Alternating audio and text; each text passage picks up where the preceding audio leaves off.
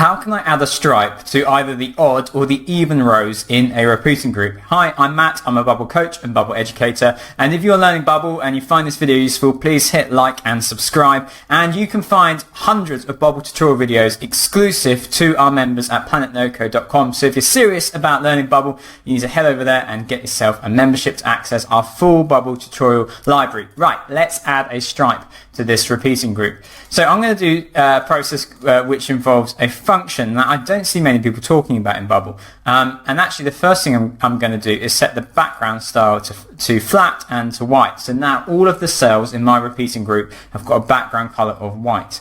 And then I'm going to say when current cells index modulo 2 is 0. It's basically saying if the current cells index is divided by 2 and the remainder is 0, I'm going to change the background color. And let's make it a nice gray. We'll preview that. There you go. Now I've added stripes to my repeating group. And so if you found this video useful, like and subscribe is loved by us and the team, and you can always just give us a thanks too. You can give us a little donation, buy me a coffee if you found this video useful.